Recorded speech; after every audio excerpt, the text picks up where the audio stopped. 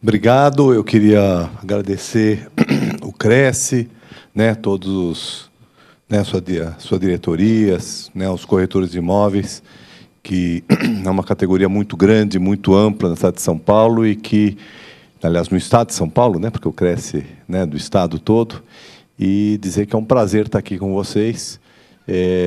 Vou fazer uma palestra, mas depois da palestra a gente poderia, inclusive, discutir outros temas que não só os da palestra, né? Porque, né, como você falou, eu tenho uma experiência grande em habitação, em planejamento urbano, né? E acho que nós temos aqui muitos problemas na cidade de São Paulo ligados a isso, né? E eu vou fazer uma palestra muito vinculada ao trabalho que eu desenvolvi no último ano e meio no Ministério do Meio Ambiente, né? Eu fui convidado pela ministra Isabela Teixeira, no início agora do governo da Dilma, para criar uma agenda de sustentabilidade urbana no Ministério do Meio Ambiente, né, na Secretaria de Recursos Hídricos e Ambiente Urbano.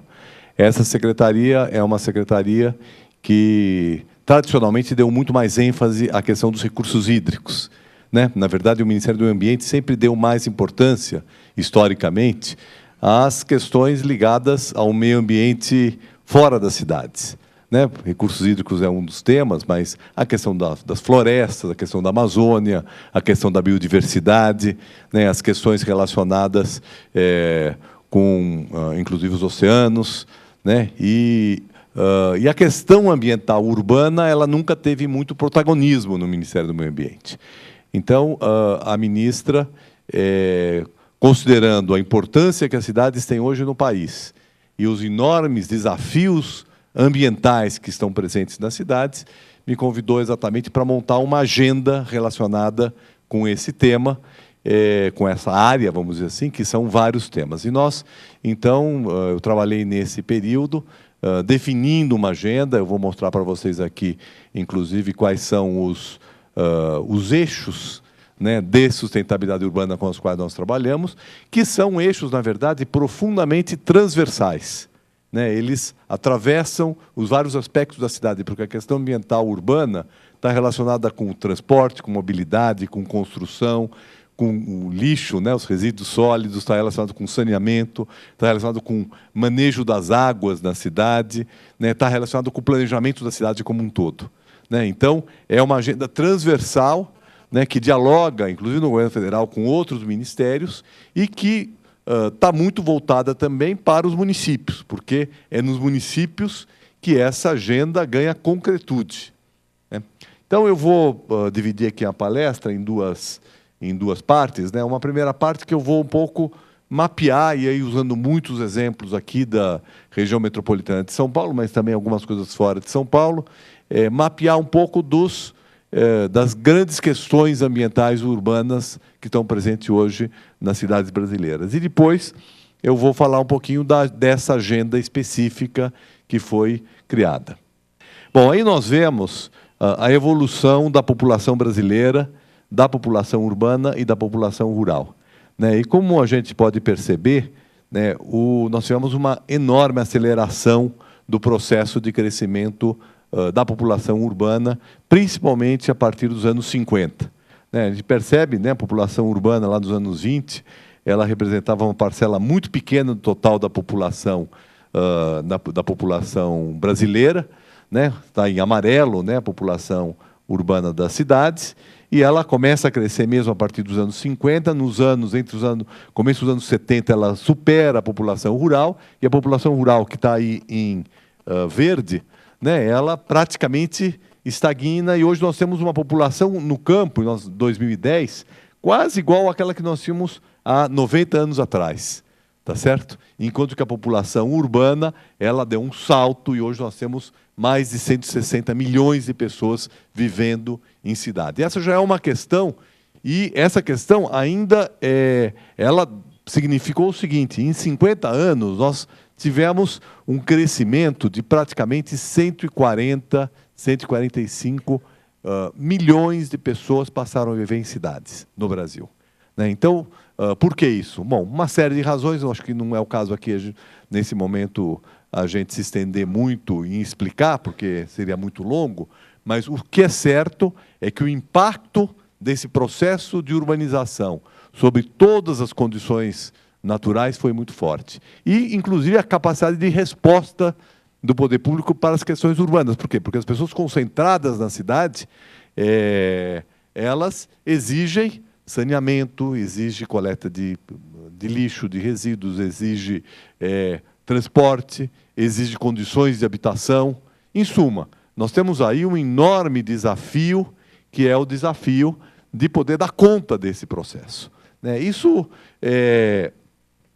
Nós chegamos aqui no começo do século XXI, com 85% da população ocupando apenas 0,6% do território. O Brasil é um país muito extenso, como todos sabem. A densidade do Brasil é uma cidade muito confortável. É muito confortável, 190 milhões de habitantes em 8,5 milhões de metros quadrados. Se a gente for olhar isso no mundo, são poucos países que têm o privilégio de ter um território desse tamanho, uma população como a nossa, que é uma população que não é também tão pequena, não é um país despovoado, mas é um país totalmente equilibrado do ponto de vista de população e território. No entanto, essa população está muito concentrada. Está concentrada em parcelas pequenas do território. Apenas nós temos 200 municípios no país que somam quase 50% da população urbana. Nós temos o caso do município de São Paulo, que é onde nós vivemos, que é um município com 11 milhões de habitantes, ocupando menos de 1.000 quilômetros quadrados. Portanto, nós temos aí esse problema se acentua pela concentração de população. E nós temos um país que tem uma concentração de população exagerada em alguns núcleos urbanos. Eu falei do município, mas se a gente pegar a região metropolitana de São Paulo, está se aproximando de 20 milhões. Ou seja, nós temos 10% da população do país vivendo na região metropolitana de São Paulo. E é claro que aí nós vamos ter problemas graves. Eu quero chamar a atenção, e é o que nós conversávamos, inclusive, lá em cima agora há pouco, o crescimento econômico e a inclusão social levam ao colapso de um modelo de desenvolvimento urbano que é insustentável. Por quê? Porque quando, nos anos 50, 60, 70, apenas uma parcela da população tinha acesso ao automóvel, ainda esse modelo era viável, um modelo baseado no automóvel. Mas a partir do momento que, com o crescimento econômico, com o crédito, com acesso ao crédito, com a inclusão social, hoje, a boa parte da população das cidades, isso é positivo, tem acesso a um automóvel, nós levamos, e não temos um transporte coletivo adequado, que permita uma opção, e temos um modelo de cidade, como eu vou mostrar aqui, um modelo de cidade onde as atividades econômicas e o emprego está concentrado num pedaço dessa cidade e a moradia está em outro pedaço da cidade, nós vamos ter aí um modelo de insustentabilidade. Milhões de pessoas tendo que se deslocar por distâncias longas dentro da cidade, sem um sistema de transporte coletivo adequado. Então, esse modelo, e aí nós temos vários elementos que eu vou mostrar aqui, dizem o que eu estou chamando aqui de um modelo insustentável que precisa ser mudado. Esse modelo de desenvolvimento urbano, portanto, precisa ser mudado. Nós precisamos desconcentrar as nossas cidades, promover um equilíbrio regional. Nós não podemos ter, por exemplo, um estado como Mato Grosso do Sul, que tem pouco mais de 2 milhões de habitantes, menos de 3 milhões de habitantes, um estado, enquanto nós temos aqui só na Zona Leste de São Paulo, um pedaço da Zona Leste, nós vamos ter 3 milhões de habitantes. E essa hiperconcentração em alguns núcleos urbanos é cada vez mais um problema que precisa ser enfrentado com maior desenvolvimento econômico regional, o que de alguma maneira está acontecendo. E por sorte, não, isso é consequência também de algumas políticas, mas eu acho que ainda tímidas, nós temos o crescimento, por exemplo, econômico do Nordeste, hoje superior de São Paulo. Nós podemos pensar que isso talvez nós estejamos ficando um pouco para trás, mas, por outro lado, nós temos que perceber que também isso está promovendo um processo de até de retorno de uma migração que, nas décadas de 50, 60, 70, 80, vieram para São Paulo. E né? Isso é positivo que a gente tenha um melhor equilíbrio econômico nas regiões. Então, se por um lado nós temos um modelo de distribuição de território que precisa mudar, nós também temos a necessidade de trabalhar com também uma mudança do ponto de vista, né, das nossas cidades. Então, a gente vê aqui, né, o que aconteceu na cidade de São Paulo, né, de 40 até 2000. A enorme expansão horizontal que a cidade teve, que não respeitou e não preservou áreas que são áreas de preservação, baixadas, fundos de vale, nascentes, cabeceiras de rio, córregos, encostas e topos de morro, né, que são áreas que deveriam ser preservadas para evitar problemas, como, por exemplo, problemas de enchentes e os problemas de risco que são criados pelo processo de ocupação. Nós vemos, por exemplo, né, ali, a gente percebe, por exemplo, ali no mapa dos anos 60, para não ir muito para trás, né, como ao longo do Tietê ainda tínhamos uma área não ocupada, né, ao longo do Tietê, que é o natural, que eu vou mostrar mais para frente. Né, e aí, né, nos anos 80, ela já estava praticamente, a ocupação já estava encostando praticamente nas marginais. Nós temos também, como eu vou mostrar aqui, as avenidas de fundo de vale, né, que ocupam áreas que deveriam ser preservadas. Né. Vemos aqui, né, a rapidez desse processo de crescimento urbano, né, na região metropolitana. Suzano em 51, em 52 e Suzano em 2006. Né, é um processo, né, brutal de crescimento que, inclusive, faz com que municípios... A gente percebe que aqui Suzano é um município isolado, né, da mancha conurbada, né, que tem como origem o município de São Paulo. Né, o que nós tivemos ao longo desse tempo, que os núcleos isolados foram sendo ligados, né, com um território amplamente impermeabilizado. E a impermeabilidade, né, tem consequências do ponto de vista ambiental. Né, aqui a gente vê, né, o centro de São Paulo, né, claro, aqui numa distância mais longa. Né, o centro de São Paulo no final do século XIX e no final do século XX. Né, o processo de ocupação aqui na várzea do Tamanduateí, na chamada Várzea do Carmo. Evidentemente, a cidade, em 1887, tinha 40 mil habitantes. Tá certo? São Paulo foi a cidade que teve o maior crescimento no mundo na segunda metade do século XX. Né? Isso né, não foi uma coisa necessariamente ruim, porque esse crescimento também foi embasado em atividades econômicas. Né? Desde da São Paulo do final do século XIX, começo do século XX, como a capital do café, né? E a cidade industrial que se formou a partir daí, principalmente a partir de meados do século XX. Só que esse processo não foi acompanhado do devido planejamento. Né? E aí, então, as consequências vão aparecer. Aqui a gente vê, por exemplo, né, esse mapa geológico dos nossos rios. Todas essas áreas brancas que nós estamos vendo aí ao longo do Tietê, ao longo do Pinheiros, deveriam ser áreas que deveriam permanecer desocupadas, são as várzeas. Né? O rio era cheio de meandros, como vocês estão vendo, cheio de curvas, tá certo? E, portanto, nesta época, essas áreas brancas eram áreas que eram o leito, era praticamente o leito, não vou falar que é o leito natural, mas é o leito que deveria ser ocupado pelo rio. Né? Aqui a gente vê em 29, por exemplo, né, toda essa área inundada. Né? A urbanização chegava até próximo, mas evidentemente não chegava até a área inundável do rio. Era evidente que essa área deveria ter sido mantida desocupada, como hoje, né, os que conhecem a Zona Leste, conhecem o Parque Ecológico do Tietê. Né? O Parque Ecológico do Tietê foi uma iniciativa importante nos anos 70, que preservou, né, essa várzea naquela região, se criou um parque, e com isso se criou não só uma área de lazer importante para a cidade, como também, né, uma área que, de certa forma, respeita, né, a natureza, respeita o curso natural das águas. O que aconteceu foi, né, que nós ocupamos, né, esses fundos de vale. E o plano de avenidas, né, foi um grande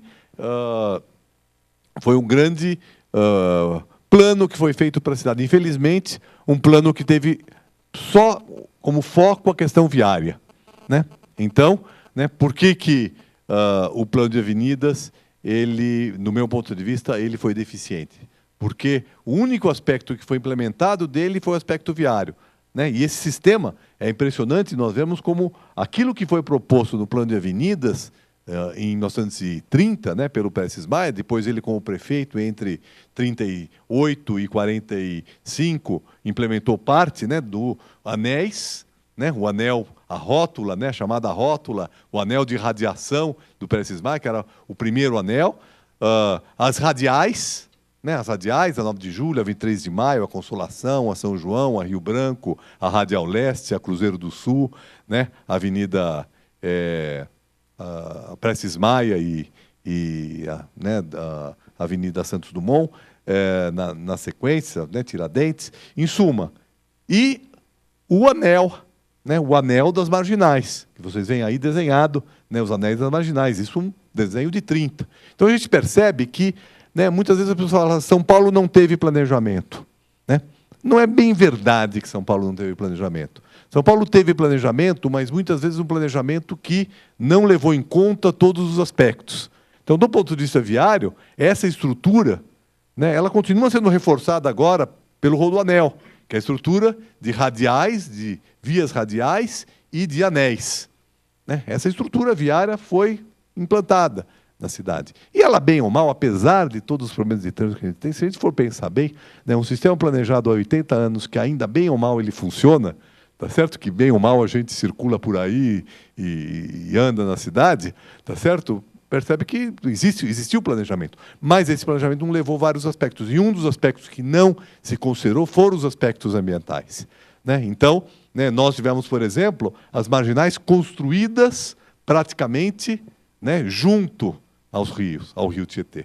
Quando naquele momento nós poderíamos ter construído essas marginais afastadas do rio e mantido, né, essa área como uma área preservada como parque. Aliás, como, né, um outro grande urbanista, sanitarista, Saturnino de Freitas, né, aliás, Saturnino Brito, né, que foi um grande sanitarista, que fez o plano de várias cidades, inclusive o plano de Santos, né, os que são de Santos conhecem bem todo o sistema Saturnino Brito, dos canais, que drenou a várzea. Né? O Saturnino Brito fez planos para 35 cidades brasileiras e fez um plano para o Tietê. E esse plano previa exatamente um parque ao longo do Tietê, né? Como depois foi feito apenas já lá na Zona Leste, no Parque Ecológico.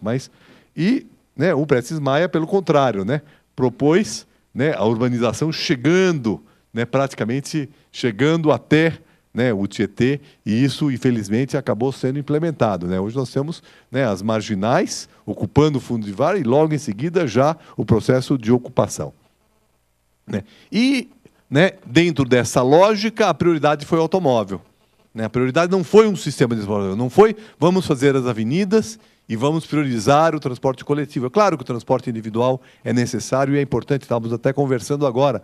Algumas profissões, alguns trabalhos exigem um automóvel. Pessoas que precisam circular vários lugares, os próprios corretores, né? Os corretores é um tipo de trabalho que precisa ter o automóvel para poder fazer os deslocamentos, levar o cliente, né, olhar vários imóveis no mesmo dia, né? Mas, né, nós tínhamos e teremos que ter um sistema que funciona de transporte coletivo, né? Por exemplo, agora fizemos uma ampliação da marginal do Tietê, né, com mais 3 pistas há 2 anos, 4 anos atrás, 3 anos atrás, né? E essa ampliação da marginal do Tietê, ela, né, criou mais 3 pistas e nenhuma para o transporte, né, do transporte coletivo. Não se pensou nem um corredor de ônibus expresso para alguém que queira sair, por exemplo, de São Miguel, da Penha, né, e vir, por exemplo, para Lapa, para o centro da cidade, poder ter uma via exclusiva de transporte coletivo que pudesse fazer essa ligação expressa e que, portanto, né, em condições de chegar. Nem quando nós precisamos ir para o aeroporto, nós não sabemos que hora nós temos que sair para chegar no aeroporto de Cumbica, porque necessariamente temos que pegar a marginal e a gente não sabe quanto tempo vai durar, né, aquele percurso. Então, essa prioridade para o transporte coletivo, ela, né, aqui a gente vê o cebolão, né, o encontro das duas, né, o encontro das duas marginais, mostra bem isso, né, né, uma priorização para o transporte individual, não acompanhada do mesmo investimento no transporte coletivo. Bom, e aí então nós temos esse problema, né, da mobilidade, o caminho do caos, né? Por quê? Porque gradativamente, né, um automóvel em média ele transporta 1,3 passageiros, né, em média. Então é só a gente calcular, né, a área de um carro em deslocamento, que em deslocamento um carro precisa no mínimo 60 metros quadrados, certo? Para transportar um passageiro, 3, né? Enquanto que um ônibus, né, com 3 vezes essa área, consegue transportar confortavelmente 50 e tantos passageiros, sentados e em condições adequadas. Evidentemente, né, é uma questão física, né, uma questão, né, de densidade. Bom, outra coisa que é consequência disso é a questão da qualidade do ar. Né? Por quê? A qualidade do ar está diretamente ligado hoje à questão da mobilidade. Né? O tipo de combustível e o tipo de veículo. Né? Quanto mais veículos nós temos circulando, pior a qualidade do ar. Quanto mais motocicleta, porque a motocicleta ela emite 4 vezes mais que o automóvel. Tá certo? Então, por incrível que pareça, né? Porque parece que uma bicicleta, né, é um veículo pequeno, mas o motor da bicicleta é um motor que emite muito, né, CO2 e o motor dos carros tivemos uma melhoria muito grande, né, nas últimas 2 décadas, com a Política Nacional de Qualidade do Ar, o PRONAR, e aí também por interesse das próprias montadoras, né? Por quê? Porque as montadoras, a partir do momento que elas exportam, né, o automóvel, ela tem que se adaptar às regras, né, dos países onde existe uma maior preocupação com esse aspecto. Então, mas o problema da qualidade do ar afeta violentamente a nossa saúde. Né? Os problemas do aparelho respiratório são consequências, em boa parte, principalmente nessa época, né, essa época do inverno, que, né, fica mais seco, nós temos menos chuvas, e a concentração de monóxido de carbono, ela, né, causa problemas respiratórios muito grandes. Então, nós temos uma relação muito grande entre ambiente urbano e saúde, não só na questão, né, da qualidade do ar, como na questão, por exemplo, né, do saneamento, que afeta mais a população de renda mais baixa, que muitas vezes vive em condições bastante precárias de saneamento, e que aí os efeitos, né, nas doenças que são transmissíveis, principalmente do aparelho digestivo, que são consequências, né, a relação saúde nas cidades. Por isso que o tema da cidade saudável é um tema cada vez mais importante. Né? Uma cidade que possa, né, garantir a prevenção do sistema de saúde. Nós temos uma população envelhecendo, no bom sentido da palavra, né? População idosa, ela cresce e vai crescer muito nas próximas décadas, tá certo? E se nós não cuidarmos da prevenção, nós não vamos ter sistema de saúde, né? Sistemas de saúde, hospitais, postos de saúde, né, que vão dar conta desse problema. Nós vamos enterrar uma enorme quantidade de recursos, né, para atender pessoas que ficam doentes. Nós temos que evitem que fiquem doentes. E para evitar que fiquem doentes, quando 85% da população já vive em cidade, nós temos que ter uma cidade saudável, com ar menos poluído, com saneamento que chega a todo mundo, com áreas de lazer para poder se fazer exercício, com condições para que as pessoas fiquem menos estressadas e, evidentemente, né, quem fica num congestionamento desse, né, certamente vai ter um pouquinho mais de estresse do que quem não fica. Bom, esse problema é agravado, né, num caso, e não é só o caso do município de São Paulo, né, mas no município de São Paulo isso é assintoso, em função do desequilíbrio entre a localização do emprego e da moradia, que vai agravar o problema da mobilidade. Então, nesse mapa, a gente vê aqui as áreas que estão em branco, né, elas têm mais de 100 empregos para cada 100 habitantes, tá certo? Enquanto que, né, as áreas que têm vermelhas têm menos de 20 empregos para cada 100 habitantes. A média, né, no município de São Paulo é 47 empregos para cada 100 habitantes. Então, tudo que está aí amarelo e branco significa que eu tenho uma quantidade de empregos acima da média. E tudo que está laranja e vermelho está abaixo da média. Obviamente eu vou ter aí muita gente se deslocando das áreas vermelhas e das áreas laranjas para as áreas amarelas e principalmente para as áreas brancas. Tá certo? E é só olhar esse mapa, a gente vê, né, qual é a direção do congestionamento. Nesse momento, eu tenho certeza que a Radial Leste, no sentido centro-zona leste, ele está congestionada. Né? Que a Marginal, né, que a Avenida Ibom-Mirim está congestionada da Marginal do Pinheiros em direção ao Ibom-Mirim, ao Jardim Ângela e daí para frente. Em suma, né, nós temos aí uma radiografia dos problemas de... É claro que qualquer cidade exige que as pessoas tenham que circular, às vezes, de um lugar para outro. Mas nós temos um desequilíbrio muito grande.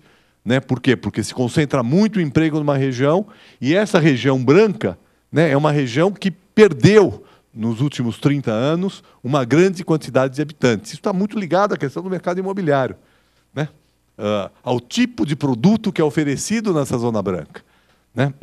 Então, nós temos que ter políticas que permitam, né, o adensamento populacional na zona branca e na zona amarela, e políticas que estimulem a geração de emprego na zona vermelha e na zona laranja, tá certo? Para gerar um maior equilíbrio e poder termos, né, numa região metropolitana de 19 milhões de habitantes, um maior equilíbrio. É claro que sempre eu vou ter alguém que mora em São Miguel e que precisa trabalhar na Avenida Paulista. Isso vai sempre existir, tá certo? Mas eu não posso ter milhões de pessoas que todo dia tenham que se deslocar, né, da Zona Leste para o centro da cidade, para o centro expandido. Né? Isso, evidentemente, é uma tarefa importante. Agora, as consequências disso os problemas na mobilidade, inclusive de ociosidade.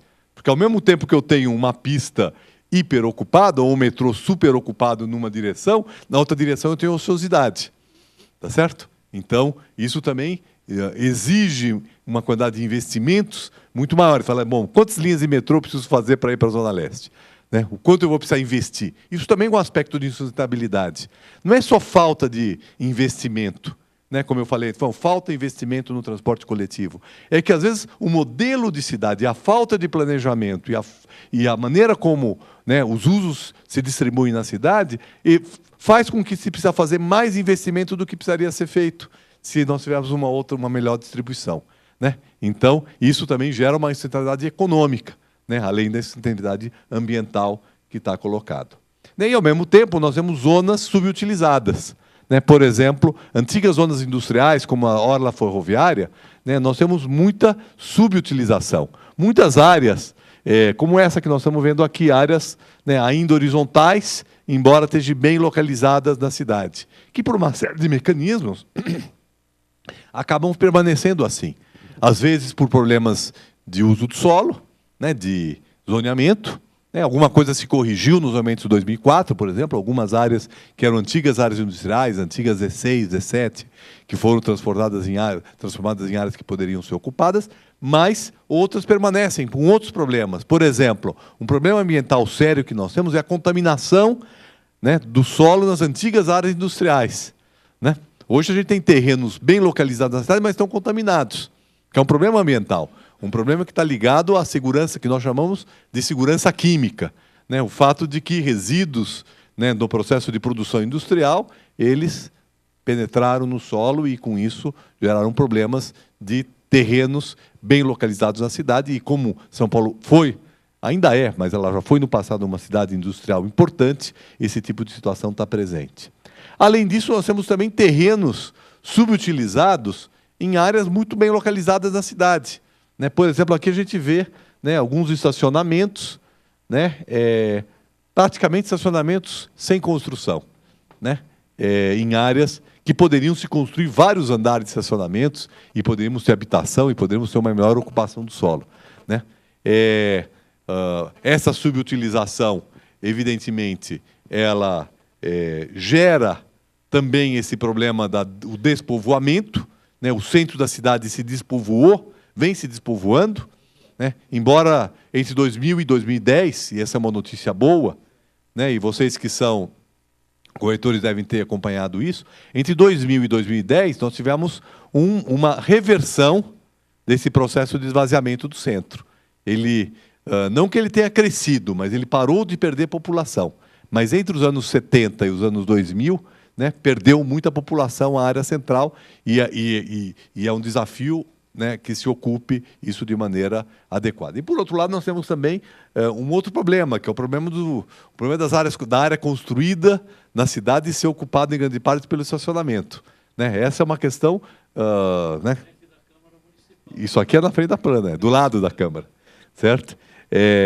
Então, a gente percebe também que o carro ocupa espaço. Então, o carro, eu não quero aqui demonizar o carro, até porque eu uso o carro e ele me é muito útil, né? Mas, né, o carro hoje ocupa um espaço na cidade com problemas, com consequências muito sérias do ponto de vista ambiental.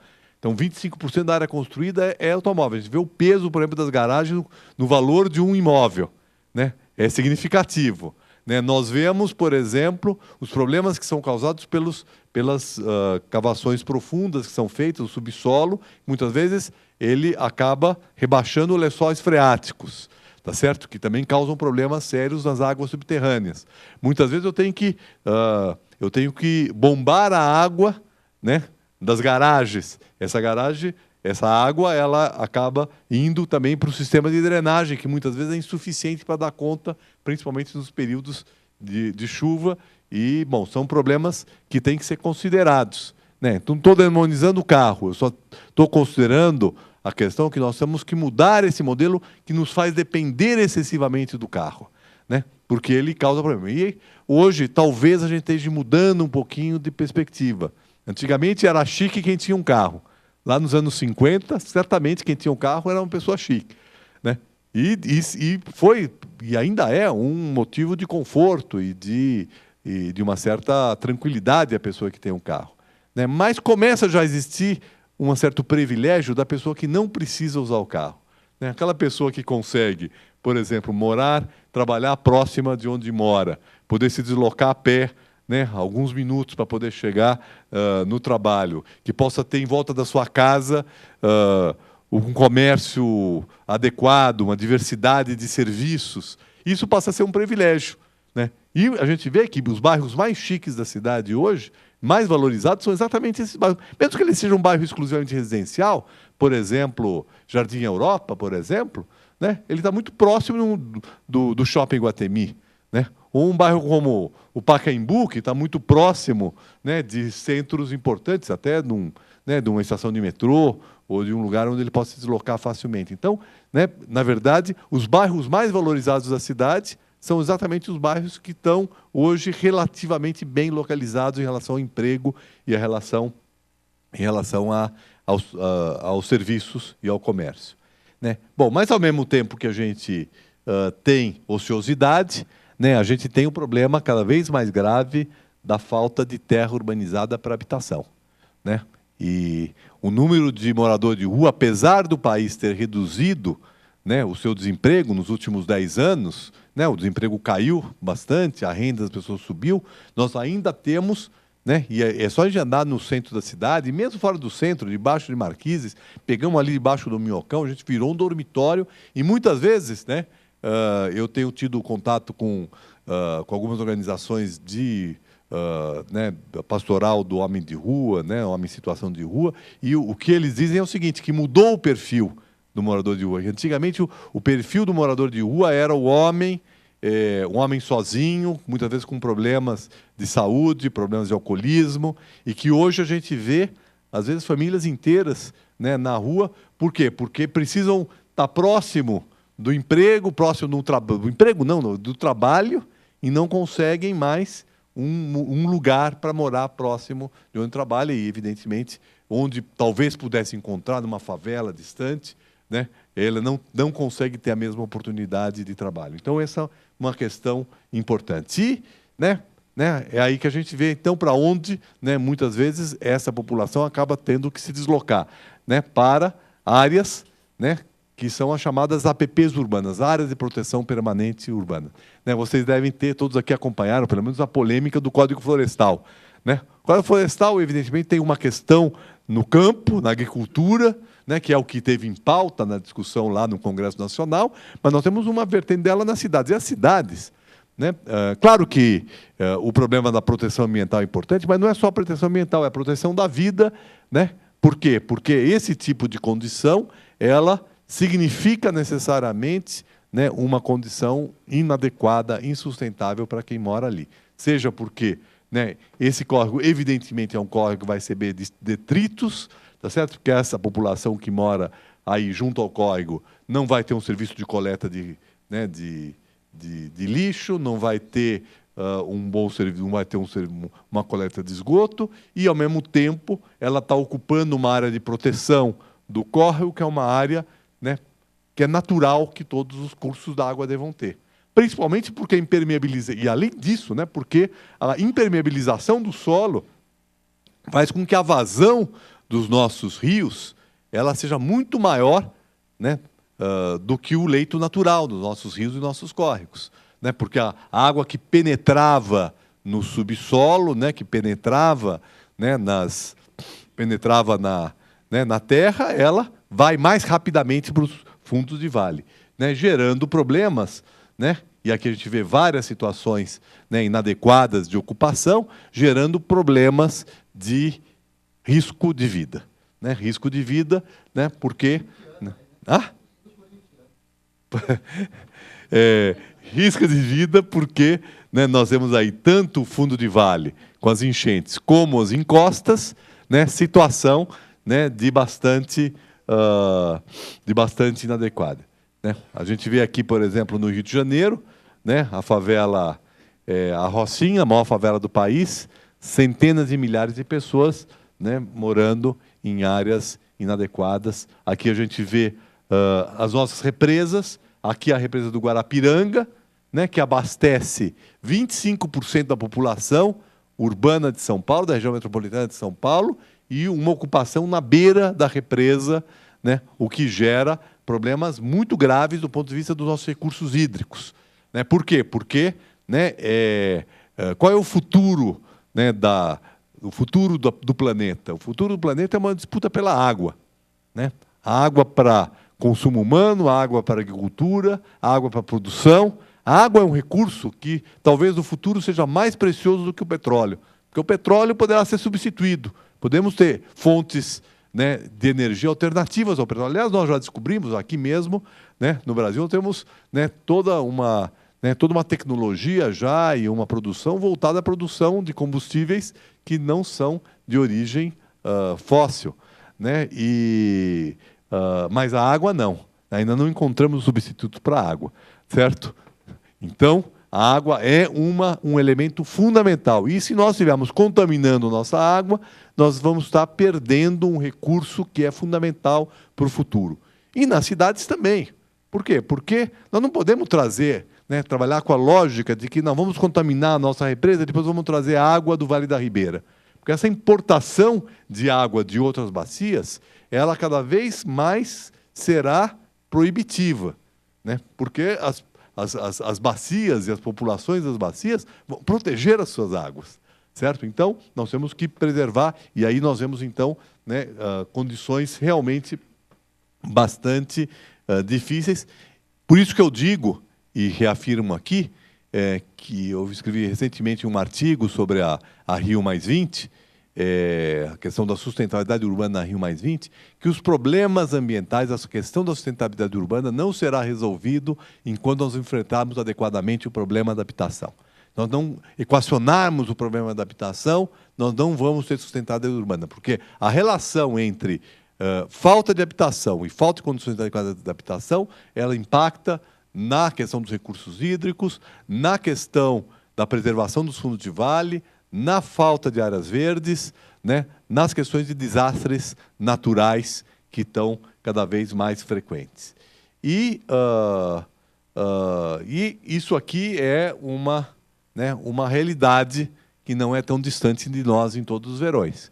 Né? Até mesmo regiões bem urbanizadas da cidade, né, têm sofrido problemas de enchentes desse tipo. Né? Por exemplo, o Córrego Verde. O Córrego Verde é um córrego que corta a Vila Madalena, tá certo? Ali atrás do cemitério, né, São Paulo. Né? Quase todo verão nós temos enchentes naquela região. Né? Por exemplo, ali na região de Perdizes, né, próximo à Rua Tuaraçu. né? Ali, frequentemente, nós temos inundações naquela região. Eu estou falando localizadas, não estou falando, poderia estar falando também, da ocupação do Pantanal, né? Do Pantanal, né? Do famoso Jardim Romano, que ficou durante praticamente um mês debaixo d'água. Tá certo? Então, são questões cujo efeitos são muito fortes sobre a vida humana e sobre a de quem mora na cidade. Fora, né, todas as consequências aí de destruição de bens, né, de vidas humanas que são. Bom, e aqui uma outra vertente desse mesmo problema, né? O processo de ocupação da Serra da Cantareira, né? Que também está ligado a problemas de falta de habitação. Então, como a gente vê, né, esse problema da habitação tem impactos, né, em vários aspectos ambientais. Né? Bom, os senhores todos aqui estão na cadeia, podemos chamar assim, da cadeia do negócio imobiliário, da produção, né, né, da habitação, da comercialização da habitação, né, e a gente percebe, então, a forte relação que tem entre esse trabalho, né, que os senhores desenvolvem e, né, os problemas ambientais e as questões de sustentabilidade urbana. Outro aspecto muito importante é a questão dos resíduos, né, que foi um aspecto que nós trabalhamos com muita intensidade lá no Ministério do Meio Ambiente. Né, o Brasil, né, ele produz, por dia, 180 mil toneladas de resíduos sólidos. E desse total, né, 42% vai para lixões. Dá para entender o que é um lixão, né? Um lixão é onde se joga o lixo sem nenhum tipo de tratamento, com, né, prejuízo, né, para os recursos hídricos, porque esse chorume ele vai, né, para os córregos, vai para os mananciais, né, com prejuízo na contaminação do solo e todos os outros problemas de disseminação de doenças, além do fato de que, muitas vezes, né, os catadores vão trabalhar exatamente nos lixões, recolhendo aquilo que tem valor econômico, porque o lixo tem um valor econômico. Os resíduos sólidos, eles têm hoje, né, um potencial econômico enorme, que precisa ser melhor aproveitado. Né? Os estudos que nós fizemos lá no Ministério do Meio Ambiente mostrou que, né, hoje no país nós temos por dia, né, 36 mil toneladas de resíduos que são reciclados. Isso significa uma perda de 8 bilhões por ano. Né? 8 bilhões de materiais que poderiam ser reciclados e que vão para os aterros, que além do mais custa para serem levados para os aterros. Né? Nós gastamos 20 bilhões por ano no Brasil com coleta e tratamento, uma parte dele inadequado, né, de resíduos sólidos. Para nós termos uma ideia do que significa isso, cada um de nós produz, a cada 2 meses, uma quantidade de resíduo equivalente ao nosso peso. Ou seja, num ano nós produzimos uma quantidade de resíduos equivalente a 6 vezes o nosso peso. Nós vamos viver 100 anos, nós vamos produzir uma quantidade equivalente a 600 vezes o nosso peso. Né?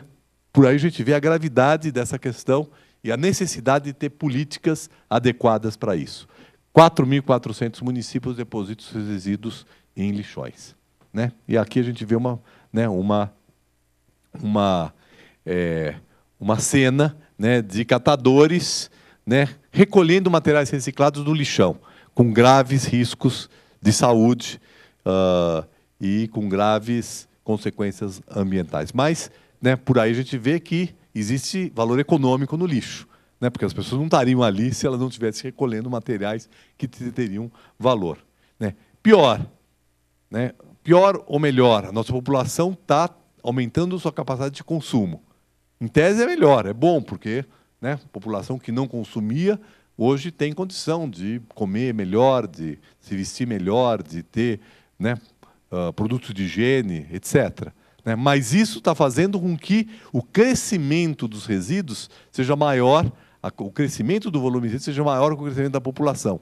Ou seja, né, o problema tende a se agravar se não for bem equacionado e né, isso certamente precisa ser levado adiante. E um dos efeitos importantes, né, desse tratamento inadequado dos resíduos são as consequências dos resíduos lançados nos cursos d'água. né, grande parte do nosso curso d'água ficam obstruídos porque são lançados resíduos, né, que, né, poderiam ter outra destinação, acabam, né, e a gente vai ver os nossos córregos, eles têm garrafa PET, tem, né, lata não tem tanto, porque a lata tem tanto valor econômico que as próprias pessoas guardam as latas, ou, né, mais plástico, principalmente, que o valor econômico é mais baixo, né, acaba, sem contar isso tudo, né, os volumosos, né, aquilo que vira, né, sobras do mercado de consumo, pós-consumo. Né, a Política Nacional de Resíduos, depois posso falar um pouquinho sobre ela, né, ela dá um equacionamento para isso, porque ela gerou uma lógica que é o gerador-pagador. Ou seja, quem gera o resíduo, eu não vou me aprofundar nisso aqui, quem gera resíduo, né, no pós-consumo tem que ser responsável pelo serviço de coleta desses processos. Bom, e finalmente, só para falar de uma última questão, quando se produz habitação, muitas vezes se produz de maneira também pouco adequada, né? Então a gente vê aqui, por exemplo, né, aqui é uma cena da construção de conjuntos habitacionais na Zona Leste de São Paulo, né, já de alguns anos atrás, né, a erosão causada pelas terraplanagens inadequadas, certo? Evidentemente, essa erosão, essa terra que é levada à chuva, ela tem como destino o sistema de drenagem e os córregos, né? Então, a drenagem. E, por outro lado, nós temos, né, uma série de projetos de habitação que se fazem na extrema periferia das cidades. Né? Eu não sou necessariamente contra que nas áreas periurbanas se produzam habitação, né? Mas nós não podemos produzir habitação sem produzir cidade e sem um ambiente adequado, né? Ou seja, nós não podemos produzir habitação em um lugar que só produz habitação. Tá certo? Nós temos que produzir lugares onde existem equipamentos sociais, onde existe, se possível, empregos próximos, onde existe um sistema de mobilidade. Em suma, nós vamos criar cidades nos processos de expansão urbana. Por isso, né, é cada vez mais importante nós temos um planejamento das expansões urbanas. As expansões urbanas não podem ser feitas com uma somatória de empreendimentos. Ela tem que ser planejada. Isso não significa que não há espaço para o setor privado ou para o setor público produzir habitação. Mas primeiro nós vamos produzir a cidade para poder fazer com que as cidades cresçam de maneira adequada. Bom, e a grande questão é como mudar esse modelo, né? Como poder mudar o modelo de desenvolvimento urbano brasileiro. Então, nós, lá na Secretaria de Ambiente Urbano, né, do Ministério do Meio Ambiente, definimos aí 8 eixos, né, de atuação em relação à questão da sustentabilidade urbana.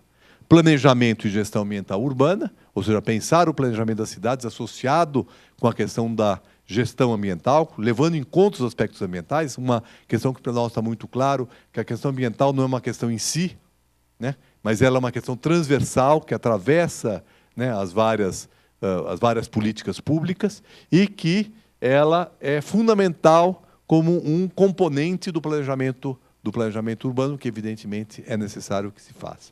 Acabamos de falar aqui do planejamento da expansão das cidades, né? Urbanização e construção sustentável, né? A gente, quando fala em construção, nós temos que pensar não só numa construção que não gera resíduos ou que gera a menor quantidade possível de resíduos, né? Quando eu falo 180 mil toneladas, eu estou falando apenas dos resíduos sólidos urbanos. Não estou falando dos resíduos da construção civil. O resíduo da construção civil também é muito significativo, né? Significa por volta de 50%, 60%, às vezes até 70% dos resíduos sólidos urbanos por dia. Tá certo? E, muitas vezes, o nosso processo de construção é um processo, a gente fala na construção civil, um processo porco. Né? Quer dizer, um processo porco, quer dizer, aquele que gera muito desperdício, né? Então, né, a construção sustentável. Mas a construção sustentável não é só isso, é a questão da energia, né? Quanto mais nós pudermos utilizar energias renováveis, por exemplo, energia solar, nós vamos estar economizando a necessidade de, né, extrair energia de outras fontes.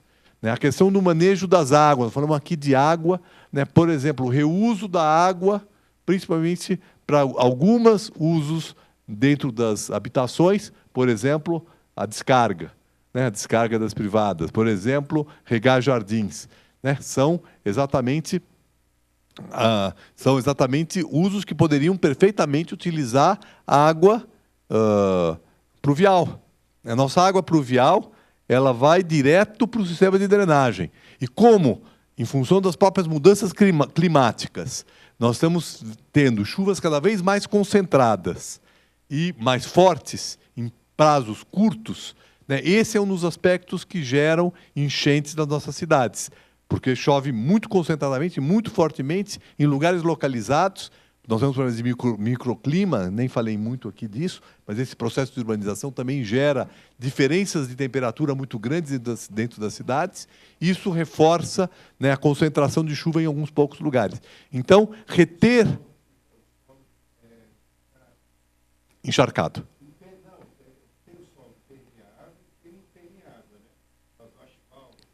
Isso. Não, então, o solo é impermeável, mais rapidamente a água vai para o sistema de drenagem.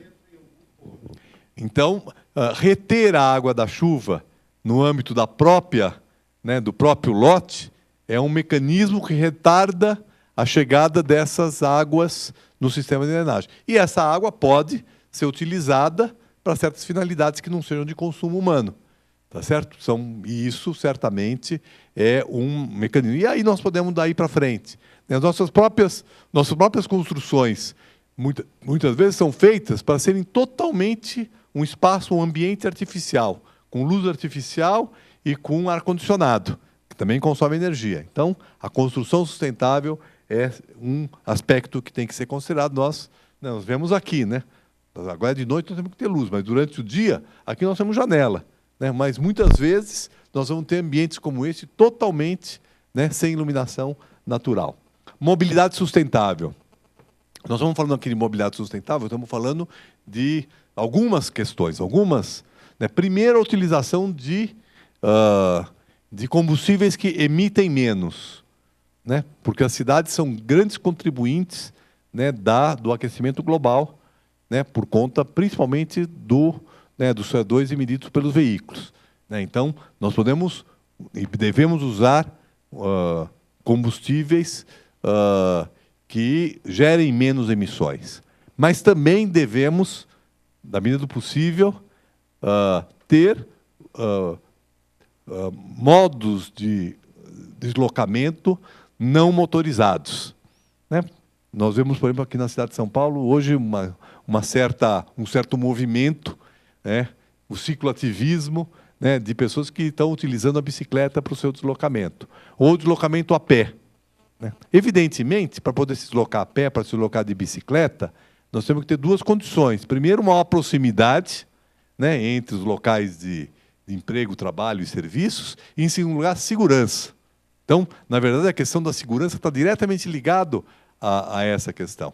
Nós temos que ter ruas bem iluminadas, nós vamos ter segurança na rua, nós vamos voltar a utilizar as calçadas, certo? Que muitas vezes ficam despovoadas porque as pessoas têm medo de andar na rua. Né? Então, são aspectos absolutamente fundamentais para que a gente possa ter, né, uma mobilidade sustentável. Qualidade do ar, né? Já falei um pouco sobre isso. Gestão das águas no ambiente urbano, né? Toda a questão da drenagem, questão da preservação dos recursos hídricos, áreas verdes e APPs urbanas.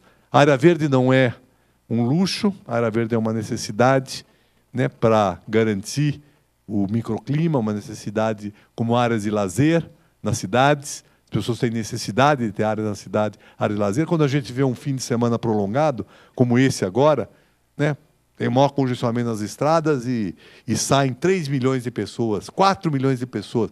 É um inferno nas estradas, quando 4 milhões de pessoas saem das cidades. Só que fica, na região metropolitana de São Paulo, 15 milhões de pessoas. 4 milhões saem, ficam 15. E elas têm, né, direito de terem áreas de lazer para poder usufruir aí as condições de contato com a natureza, áreas verdes são importantes. Resíduos sólidos, já falamos sobre isso. Segurança química. Né? Então, eixos de atuação. Né? Bom, como mudar isso? Portanto, como mudar isso? Como introduzir isso? Construir uma agenda nacional de qualidade ambiental urbana, em diálogo com os entes federativos, com os municípios e estados. Por quê? Porque o governo federal, na verdade, ele não atua diretamente. Quem atua diretamente é o município. Só que ele tem um papel indutor, né, de mudanças, né? Então, estabelecer mecanismos para que essa agenda possa ser implementada por estados e, sobretudo, por municípios. Então, introduzir, porque esses temas que nós estamos falando aqui, nós não tínhamos e não temos, né? Eu deixei no Ministério uma agenda montada, mas nós não temos nem indicadores sobre esses temas. Agora, de resíduos, nós já temos alguns indicadores e estamos construindo, isso aí já praticamente, eu deixei isso já contratado, a criação do Sistema Nacional de Informações em Resíduos. Né? Nós temos muita informação de resíduos. Mas, por exemplo, áreas verdes. Né? Nós não sabemos hoje, a nossa cidade não tem um monitoramento sobre áreas verdes urbanas. Nós temos sobre desmatamento na zona rural. Todo mês o INPE, o Ministério do Meio Ambiente, montou um monitoramento e acompanhamento. Quanto foi desmatado no Amazonas, no Mato Grosso, né? E são divulgados, e, né, se sabe se aumentou, se diminuiu. Né? Com isso também a fiscalização pode se voltar para os lugares. Agora, nas cidades, não existe acompanhamento. Então, esse foi um outro, né, sistema que nós que foi montado já um primeiro estudo para poder estabelecer um sistema de informação de áreas verdes, um monitoramento de áreas verdes urbanas e depois a definição de indicadores. Né? Agora, na Rio+20, por exemplo, nós gostaríamos, né, que na Rio+20 nós tivéssemos metas de sustentabilidade urbana para os países. Né? Nós precisamos, para os países, né? Seria uma questão internacional. Quanto, por exemplo, que poderia se reciclar, se aumentar de reciclagem no mundo. Porque esse problema, nós estamos falando do Brasil, mas imagina esses problemas reproduzidos para todos os países do mundo, as consequências ambientais no planeta que nós vamos ter. Mas no Brasil nós vamos ter isso. Nós precisamos ter indicadores, né? Ter informação e ter uma agenda. Por exemplo, né? Quais são os municípios que hoje têm uma quantidade de metros quadrados de área verde por habitante que está adequada? Né? E qual é a meta para os próximos anos? Para que a gente possa, em todas as cidades, nós temos uma condição de áreas verdes adequadas. Né? Quantas APPs urbanas, ou seja, as áreas de proteção do córrego, né? Quantas das nossas cidades estão, né, em condição adequada e o que nós vamos fazer para recuperá-las? Tá certo? E daí para frente. Então, ter mecanismos para que essa agenda, nesses itens todos, possam ser implementadas por estados e municípios. E definir indicadores para poder acompanhar a implementação dessa agenda. Né? Bom, então, para isso, nós temos que ter políticas específicas para todos os eixos que possam ser consolidados em lei. Né? Por exemplo, eu vou falar depois um pouquinho, muito rapidamente, de resíduos. Resíduos, nós tivemos uma lei nacional. Então, essa lei nacional deu um parâmetro. Então, todos os municípios até 2014 precisam encerrar seus lixões. Né? Todo mundo fala assim, será que vão conseguir? A gente sabe que não vão conseguir. Mas o prefeito que não tomar cuidado em relação a isso, ele certamente poderá ser criminalizado. Então, ele vai ter que tomar providência, vai ter que se virar, vai ter que buscar para fechar os lixões. Então, nós temos que ter leis nacionais. Né? Precisamos ter uma articulação. Por que uma articulação interministerial? Isso é muito difícil. Porque tem políticas feitas por alguns ministérios que contradizem uma agenda ambiental. Vou dar um exemplo aqui que está aqui no cotidiano de cada um de nós. Enquanto a gente discute os problemas dos automóveis, a necessidade de estimular o transporte coletivo, né, o Ministério da Economia, por conta de recuperar a nossa economia, reduz o imposto do automóvel, certo? Que vai jogar mais automóvel. Né? A gente gostaria de, no meio ambiente, influenciar uma política desse tipo, mas é difícil.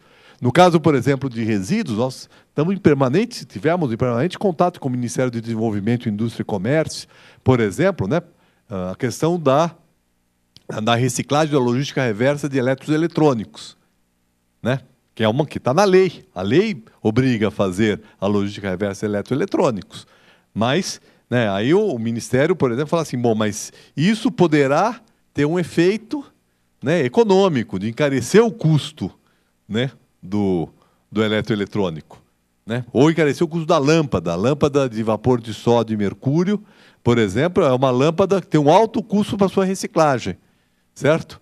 E, montado o sistema da logística reversa, vai se encarecer o custo da lâmpada.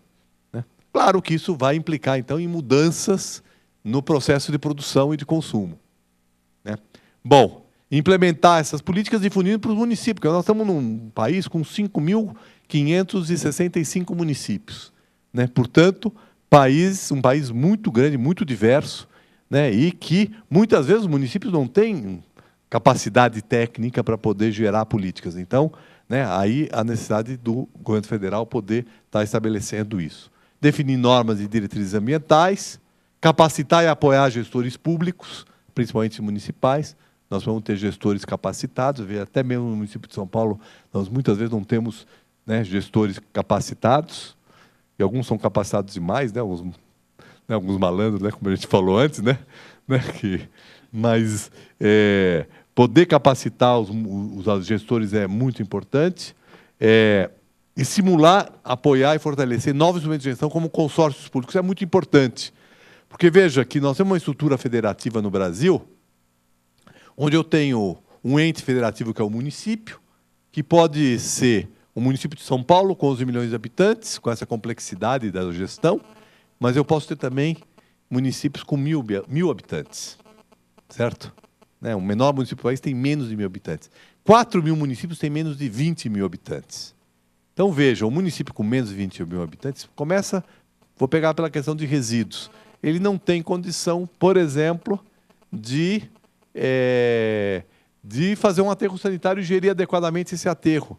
Não tem nem viabilidade econômica, porque um aterro para 20.000 habitantes ele é antieconômico. Então, nós precisamos o quê? Conseguir agregar mais municípios para poder, dessa maneira, viabilizar economicamente o empreendimento e uma gestão, né? Então, os consórcios são importantes. Certas políticas precisam de articulação, né, interfederativa. Implementar projetos estratégicos. O que são projetos estratégicos? São projetos que têm uma grande visibilidade e que acabam servindo de referência para outros municípios e para outras políticas, né? Então, quando a gente vê, por exemplo, o caso... vou dar um exemplo aqui na área de resíduos. O município de Londrina. O município de Londrina hoje recicla 20% do seu resíduo. O máximo de resíduos secos seria 30%. Se você descontar os rejeitos que tem nisso, vai cair para 21%, 22%. Portanto, ele consegue reciclar quase, né, tudo que poderia ser reciclado, né? É um caso raro no Brasil, mas é importante, né, a gente ter experiências exitosas, porque elas viram referência para depois poderem ser multiplicadas. Estabelecer indicadores, né, e valorizar e difundir boas práticas de sustentabilidade. São maneiras de poder levar isso para frente, né? Bom, aqui a gente tem algumas diretrizes, eu não vou me estender nisso, né? Várias diretrizes sobre isso. Falar algumas que me parecem importantes, por exemplo, mudança de hábitos de produção e consumo. Né? Isso é fundamental, né? Mudar hábitos de consumo. Está diretamente ligado ao consumidor, à consciência, o que nós chamamos de consumo sustentável. Por exemplo, o consumidor rejeitar produtos que, por alguma razão, né, eles causaram algum prejuízo. Por exemplo, rejeitar uma madeira que não seja certificada, né? Por exemplo. Né? Ou rejeitar produtos que geram uma grande quantidade de resíduos. Às vezes eu quando vou, por exemplo, comprar aqueles barbeadores, né? Às vezes a gente compra né, a gente vai comprar, para comprar 2 lâminas de barbeador, você tem uma caixa de papelão, depois tem uma outra de plástico, aí tem um estojinho que pode vir 5 lâminas, mas só vem 2. Né? Né? Ou seja, né, para você ter um pequeno produto, um pequeno bem que você vai usar, você gera uma montanha de resíduos. Né? O consumidor deve rejeitar esse tipo de produto, né, para poder, né, a gente poder... Então, aí nós temos aí várias questões: prioridade para o transporte coletivo, função social e ambiental da terra, né, isso ser considerado como um aspecto importante. Então, aqui tem várias coisas que eu já falei aqui: proteção e planejamento da expansão urbana, proteção aos APPs, energias renováveis nas edificações, recuperação ambiental das áreas contaminadas. E aí, então, bom, né, só para usar aqui como exemplo, né, de uma política, a política de resíduos. Então, a Política Nacional de Resíduos estabeleceu uma hierarquia na gestão de resíduos. Uma hierarquia. Antes de mais nada, eu tenho que buscar não gerar o resíduo, ou reduzir o resíduo.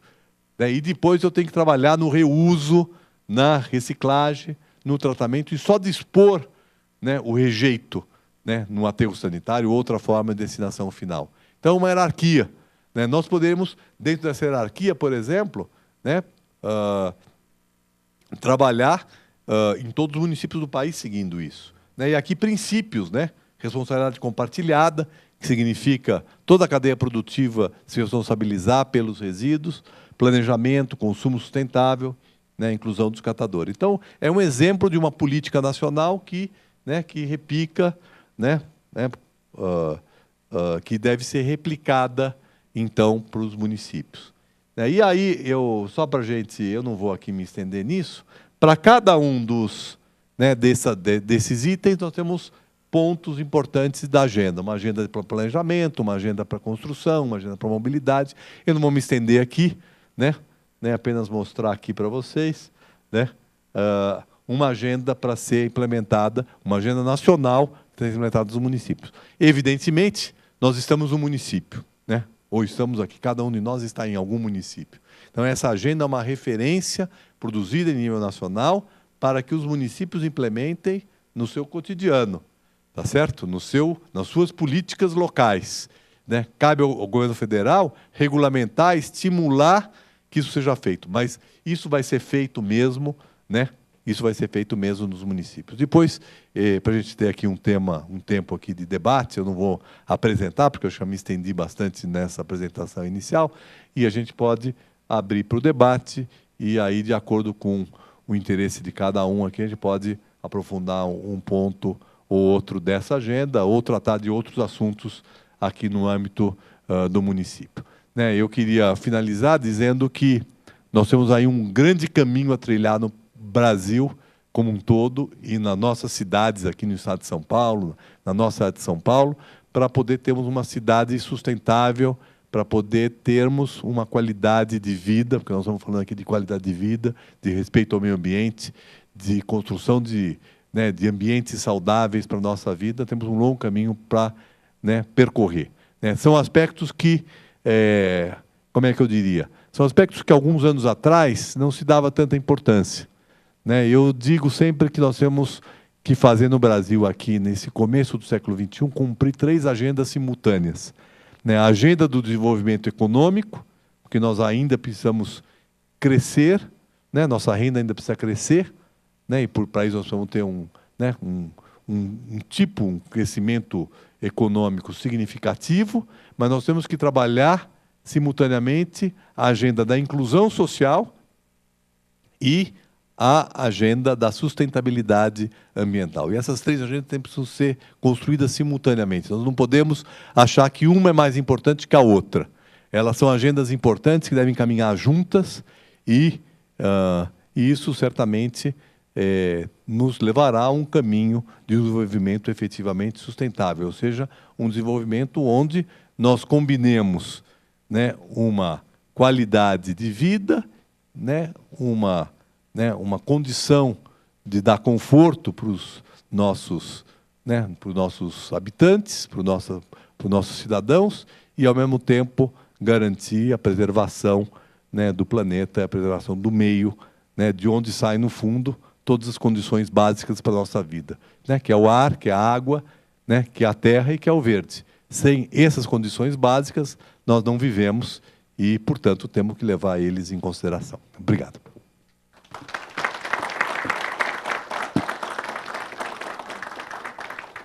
É o seguinte, muito boa a palestra, mas nós estamos caminhando, parece que para um abismo. Nós estamos procurando fazer alguma coisa, mas nós estamos distanciando da ciência, da economia, ou do projeto e política. Nós vemos que está na mídia, agora esta semana, na Folha, Bertioga. 60% está em loteamento clandestino, pirata, vamos dizer português claro. Temos outro loteamento de altíssimo padrão, tem 2 padarias para 60 mil pessoas, recebeu ISO 2000. Estamos criando abismo ou estamos criando projetos? Nós esquecemos a reengenharia, que se falava muito em 1970, e que estamos criando uma reemporcaria. Como eu falei antes, que veio um do sindicato aqui, que foi para Rio -20, ou sustentabilidade, como eu falei, não mais sustentabilidade. E nós vemos isto. Então, Bertioga deveria levar 2 milhões de pessoas de São Paulo, simplesmente desmatar, porque lá tem muito mato. São Paulo, 80% da mata não presta, mata passarinho, que é o tal do ficus, o doutor sabe. Todas as árvores que plantaram, que trouxeram lá da Índia por uma novela e plantaram aqui para destruir o nosso planeta. Então, nós estamos fora de ética, nós não estamos na economia. Nós tomamos suco de caixinha grande e não queremos usar um pedacinho de madeira útil. Às vezes é mais útil destruir uma mata lá e não consumir produtos de caixinhas e mais caixinhas que formam montões de plástico e excelente para criar pedra em todo quanto é lugar no nosso organismo. Então, está havendo uma contradição. Em vez de nós criarmos um mundo melhor, nós estamos criando um abismo. Essa é a minha pergunta, porque o doutor está dentro da política, e a política não está acompanhando a engenharia, a ciência. Ela está destruindo. Eu já disse há 2 anos atrás, ou 3, para os ambientalistas, que nós estamos construindo a Torre de Babel. Professor, eu acho que a grande dificuldade de moradia, construção de moradia popular aqui na cidade de São Paulo é encontrar terreno, né? Os terrenos, as áreas estão cada vez mais escassas, cada vez mais valorizadas, e aí é obrigado encontrar regiões periféricas para a construção, ou até mesmo em outras cidades, né? Cidades vizinhas onde o valor do terreno é menor. Isso acaba também dificultando a mobilidade urbana, né? Quanto mais distante se constrói, se leva a população, dificulta a mobilidade urbana. O senhor acha, com a experiência que o senhor tem, o senhor acha que a região central de São Paulo, que ela oferece bastante recurso de serviços, de transporte, de comércio, enfim, essa região que ela está degradada e pode ser reurbanizada, o senhor acha que ela pode ser direcionada à habitação popular ou ainda ela vai sofrer a especulação imobiliária e vai servir mais para construções comerciais de médio porte e de moradia de médio porte? Além do mais, professor, o senhor sabe que as áreas contaminadas que tem aqui em São Paulo, das antigas áreas industriais, né, localizadas na região da Lapa, Barra Funda, enfim, são áreas que, quando se consegue fazer a remediação ambiental, elas são destinadas à construção de porte de médio e grande porte, né? Então, não são destinadas também à questão de moradia popular. O senhor, com essa experiência que o senhor tem, o que poderia dizer a respeito disso? Tem mais uma terceira pergunta aqui para a gente reunir? Não? Vamos lá. Bom, olha, em relação à sua questão, Paulo, né? Olha, em parte eu concordo consigo, quer dizer, acho que poderemos caminhar para um abismo se não se tomar as providências que têm que ser feitas.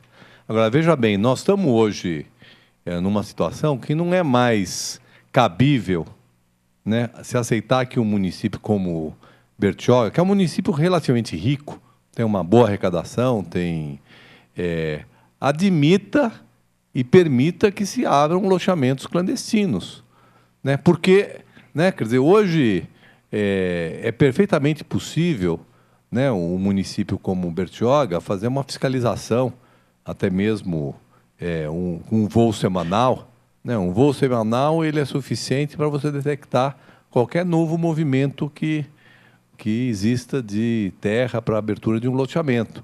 Não tão mais, né, no passado, até mesmo monitoramento de satélite, né, é possível se fazer. Então, eu acredito que nós temos problemas de gestão muito sérios, né, e de malandragem também, tá certo? E isso, certamente,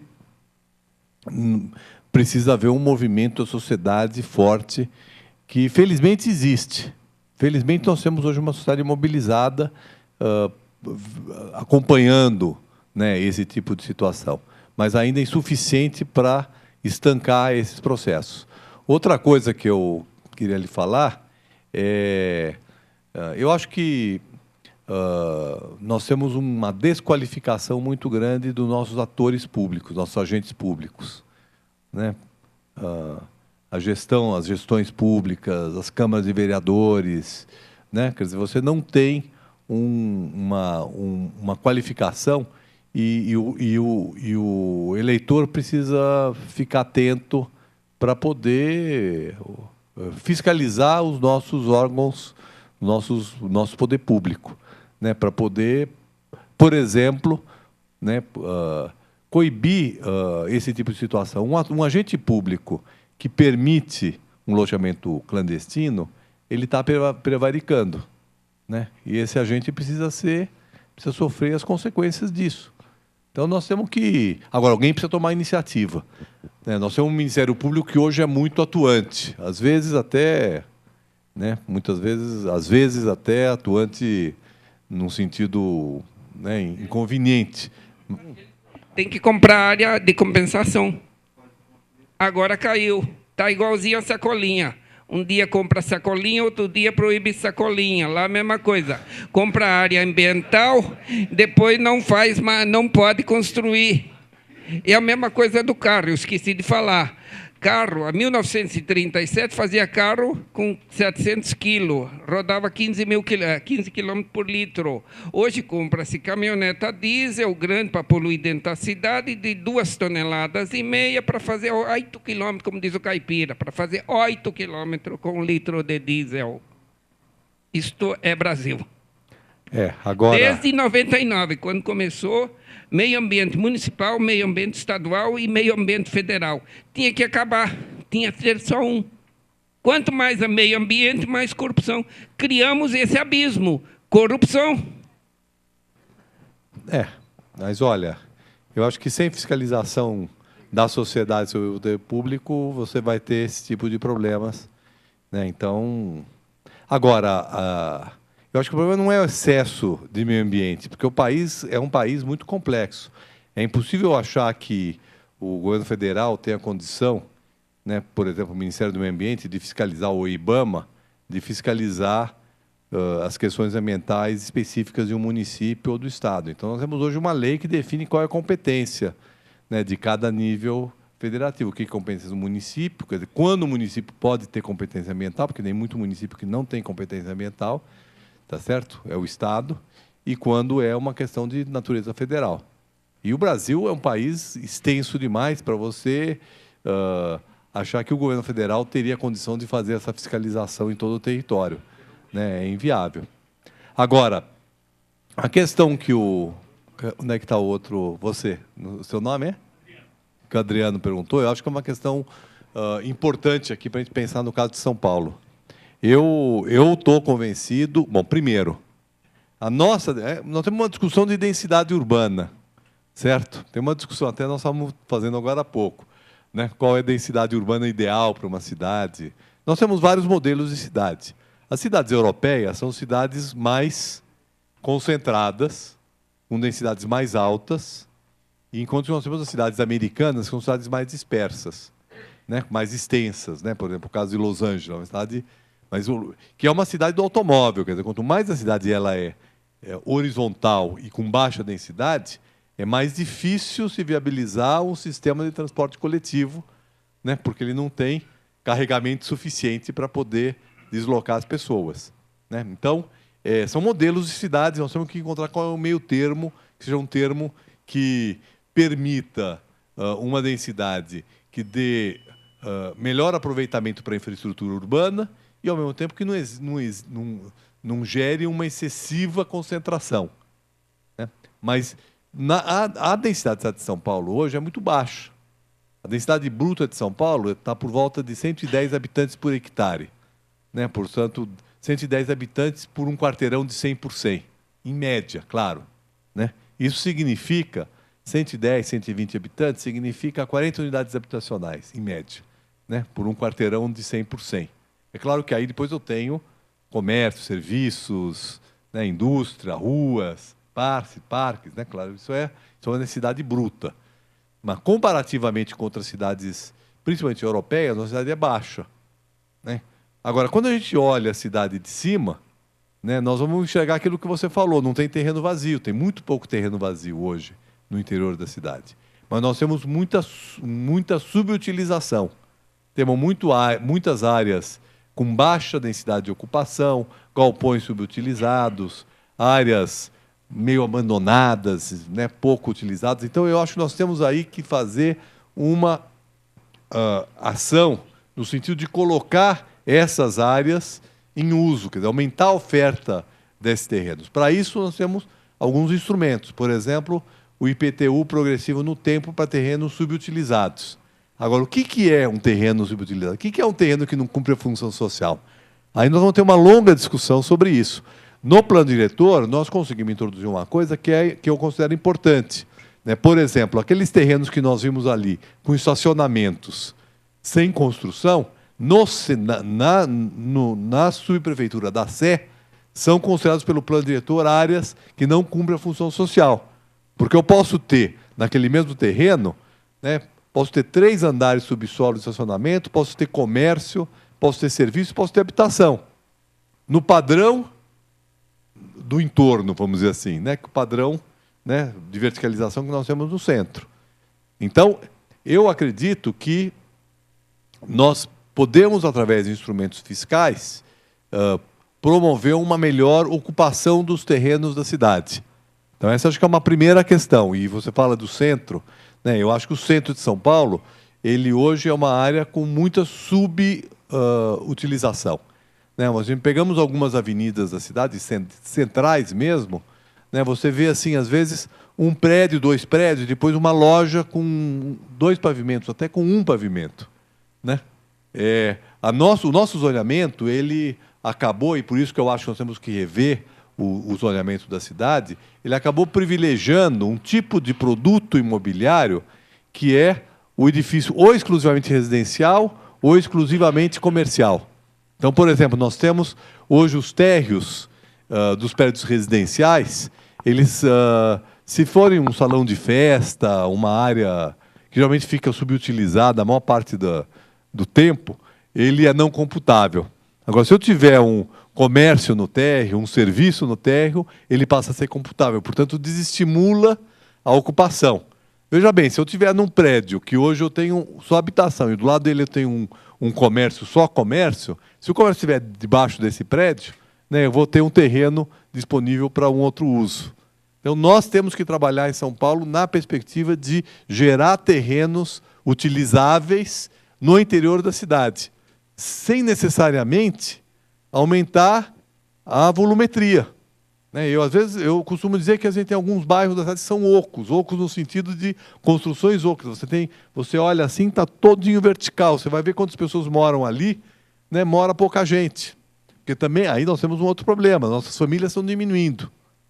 Vou dar um exemplo familiar para não dar dos outros. Né? Minha mãe, na casa onde minha mãe mora, né, nós morávamos em 8 pessoas. 9 pessoas se considerar empregada. Né? Hoje ela mora com 3, na mesma casa. Tá certo? Isso é uma realidade. Né? Mas ela reflete um pouco uma certa disfuncionalidade. Até para ela, a casa é grande demais. Só que se ela vender a casa, com o preço que ela compra a casa, ela vai comprar um apartamento muito menor do que... Né? Então nós temos uma distorção no mercado. Para ela, já pensou várias vezes em mudar, ela fala assim, não, vai ser tão complicado para a minha vida e vai... Certo? Que ela prefere ficar onde ela está. Tá certo? E nós temos essa situação, é uma situação... Por que perde população os bairros que verticalizam? São vários fatores. Um deles é esse. Né? A população envelhece, né? As famílias diminuem. Né? Outro fator que existe é que, muitas vezes, num bairro que muda o perfil da população, vem uma população de renda mais alta, ela é uma população mais consumidora, né? Ela consome mais, portanto, você gera ali mais comércio e mais serviços e reduz a população moradora. E exatamente são as regiões que têm mais emprego e têm mais serviços. Então, nós temos que pensar um pouco diferente nossos produtos imobiliários para poder gerar mais terreno. E temos que ter medidas fiscais para aumentar a oferta de imóveis na cidade. Isso por um lado.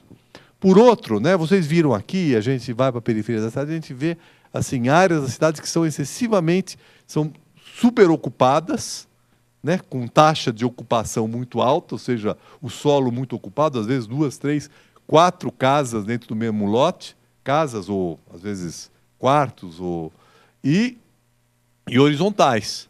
Né? É questão de perguntar se nós não poderíamos, nessas situações, é claro que isso depende do modelo urbano que nós estaríamos pensando, né, que nós poderíamos ter, né, uma redução da taxa de ocupação do solo para criar mais espaços livres e uma certa verticalização. Né? É uma discussão. Nós vamos aí discutir. Hoje existe na cidade movimentos contra a verticalização. Né? Vocês devem estar acompanhando. Nós temos isso na Pompeia, na Lapa, em Pinheiros. Temos movimentos contra a verticalização, com moradores mais antigos, que parte deles moram ainda em casas, que são contra a transformação. Por quê? Porque muitas vezes a verticalização acaba expulsando, né, usos tradicionais, população que já morava ali, e o próprio bairro perde a sua identidade. Então tem que ver qual é o equilíbrio que nós podemos ter entre essas questões, que são todas pontos de vista e visões que são importantes. Né? Outra discussão, né, habitação popular. Né? Habitação popular, os conjuntos habitacionais, geralmente, eles têm hoje um modelo que no urbanismo a gente chama de altura média. Né? Quer dizer, não, temos o baixo, o médio e o alto. Né? O baixo é a casa, o sobrado, o médio é 4, 5 andares, que é o que a legislação permite que possa ser feito sem elevador, e o alto é o que precisa de elevador. Né? E a nossa habitação popular, em geral, até pela questão do elevador, que existe uma cultura, né, segundo a qual a habitação popular não deve ter um elevador, porque isso vai encarecer o custo, etc., que nós vamos ter o condomínio, né, o custo do condomínio. Então, que nós temos então um modelo de 4 andares, no máximo 5 andares para habitação popular. Né? Isso gera esses conjuntos habitacionais com taxas de ocupação altas, né, muito horizontais, com espaços residuais entre um bloco e outro, né, ou seja, espaços que não têm uso. Né? É a questão de se perguntar se nós não deveríamos ter aí edifícios mais altos, poder ter mais afastamento entre os prédios, ter mais áreas verdes, ter outras condições. Então, são questões para serem pensadas. Mas eu não tenho dúvida que, no caso da região metropolitana de São Paulo, nós não deveríamos estendê-la mais horizontalmente. Tá certo? Porque nós temos hoje uma massa construída, né, já muito grande, e logo, logo nós estamos encostando em Jundiaí, né, estamos encostando em Jacareí, estamos encostando em São Roque, Sorocaba, quer dizer, e aí nós vamos criar uma mega metrópole de 25, 30 milhões de habitantes, com uma massa construída, que os problemas ambientais vão ser muito grandes. Então, garantir o que a gente chamaria de um cinturão verde é importante. Agora, outra questão é como abrigar os usos dentro da cidade. Né? Então, aí é uma discussão complexa, mas eu acredito que nós temos espaço para isso. E você levantou também a questão da habitação social nessas áreas melhores. Eu também estou convencido, e temos que ver qual é o mecanismo para isso, que nós temos que ter assim como temos que ter maior mistura de usos, nós temos também que ter melhor mistura de classes sociais no tecido urbano. Né? Porque isso significa também, bom, além do que custa para as pessoas terem que se deslocar, né, como tempo, né, na sua vida, também isso custa mais.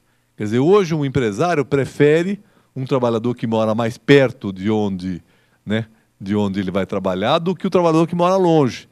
Né? Com todos os problemas que nós temos visto aí de, né, o trem, metrô, né, que quebra, que as pessoas não chegam, quer dizer, você, né, o trabalhador já chega cansado no trabalho, o rendimento é muito mais baixo. Então, nós temos que ter uma maior distribuição. Agora, como garantir isso? Né? Aí nós vamos entrar na questão do preço da terra. Né? O preço, né? Que mecanismos nós podemos ter para, né, reduzir essa especulação imobiliária. Eu estava até ouvindo aqui os companheiros de vocês né, antes de chegar aqui, que a excessiva valorização dos imóveis prejudica até o próprio corretor, né? Porque às vezes gera uma certa paralisia no mercado, né? Agora, nós vivemos os últimos 5 anos, mais ou menos, no Brasil, né, os 4 anos, vivemos um processo muito acelerado de valorização. Imóveis que eram comercializados há 4 anos por R$100 mil, hoje é comercializado por 300, certo? Então, ou mais, tá certo? Então, né, isso é uma quando a gente fala especulação, nós estamos falando em expectativa futura, né? Talvez os imóveis estejam sendo comercializados por valores mais altos, porque existe uma expectativa futura. Claro que isso está ligado a excesso de demanda.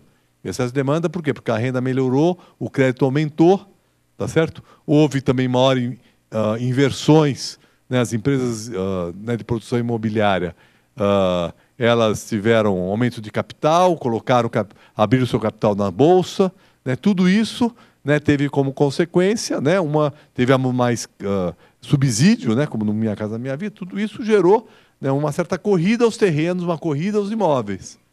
E, consequência, a valorização. Até onde isso vai chegar, né, eu acredito que nós temos que ter mecanismos para conter esse processo. Que mecanismos são esses? Né? Um deles é, por exemplo, uma tributação para imóveis ociosos. Nós estamos tendo imóveis hoje, que as pessoas que compram imóveis só como investimento, né? Existe isso, mas esses imóveis são parados ou eles estão no mercado? É uma questão que precisa ser melhor estudada para também ver que mecanismos, que instrumentos podem ser utilizados para conter esse processo, que eu acho que é um processo nocivo de uma maneira geral. Agora, nós criamos aqui em São Paulo as chamadas ZEIs, as Zonas Especiais de Habitação de Interesse Social. O objetivo disso é reservar áreas da cidade para a produção de habitação social e habitação de mercado popular, com o objetivo de baratear, de reduzir o valor da terra né, nessas áreas. É um mecanismo importante, mas eu não sei, né, se ele funcionou de fato, né? Me parece que não, né? Agora, de qualquer maneira, né, são mecanismos, né, que objetivam o quê? Você reduzir as alternativas de uso, tá certo? Para que então usos que pagariam mais por aquele imóvel não sejam permitidos, de modo a reduzir o preço daquele imóvel ou daquele terreno, né? Esse é o objetivo do MASEIS. Então, eu não posso lá fazer um shopping center, eu não posso fazer um edifício comercial, eu não posso fazer um edifício de apartamentos de luxo. Então, eu estou restringindo o uso daquele terreno para que ele, vamos assim, fique mais barato e possa ser destinado, então, para habitação de interesse social, né? Eu acho que algum efeito deve gerar. Ou a pessoa segura o terreno esperando a mudança do zoneamento para uma perspectiva futura, né? Então, são questões que a gente ainda precisa estudar melhor e eu queria aqui já dizer que os senhores que estão aí no dia a dia da cidade, acho que tem muito a fornecer de subsídios aí para pensar uma política fundiária, né, e imobiliária para a cidade.